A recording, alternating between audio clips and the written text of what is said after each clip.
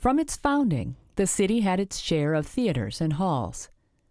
In 1894, on this site, the magnificent Faribault Opera House opened its doors for the first time. Although Opera House might sound like high culture, during the opening month, entertainment included comedian Bill Nye, the music comedy Voodoo, and a local production of the widely popular opera The Bohemian Girl. Over the years, the Opera House presented Shakespearean plays, lectures, and even Minneapolis symphony concerts.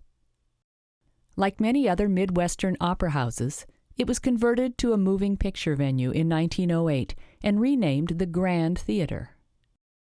Then, on a bitterly cold winter night in January 1929, fire swept through the old opera house and left it in ruins. That same night, owner and manager Will Glazer began working on a new, better theater, announcing plans the very next morning. This one, Glazer said, would take advantage of the newest inventions of sound picture equipment and would be of the atmospheric type. Glazer was responding to changes in the movie industry set off in 1927 when Warner Brothers released the first talkie. Before that, small-town theaters only needed a room for seating, a screen, and a projection room. Now technology was expensive.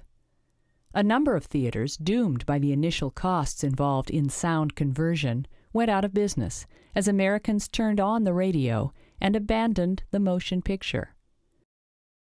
The answer was to create a picture palace with atmospherics that would transport its patrons away from everyday life and offer a setting vastly different from the mundane experience of sitting around the living room listening to a radio.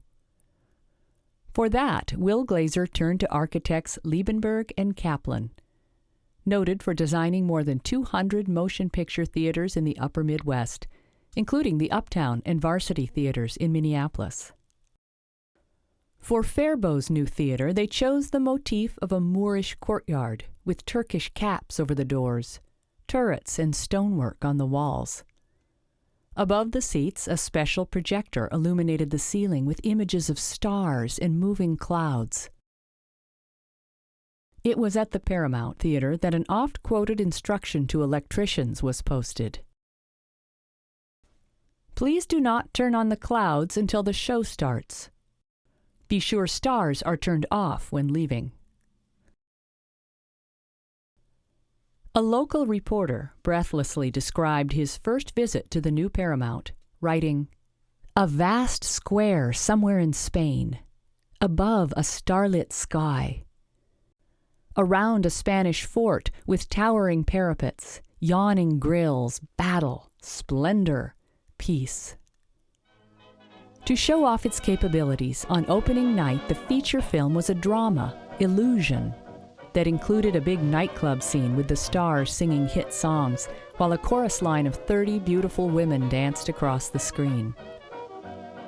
The theater was packed on opening night, with patrons flocking to town from nearby towns. And for decades, the Paramount Theatre, later renamed the Paradise Theatre, provided entertainment for the citizens of Faribault. As new multiplex theaters opened in the 1990s, attendance diminished, and the Paramount closed its doors. However, in recent years, the theater has been restored to its former glory, and now the Paradise Center for the Arts serves as a cultural center for the community. The renovation, which won an award from the Preservation Alliance of Minnesota, returned the main facade to its original appearance, with a replica of the original marquee as its centerpiece.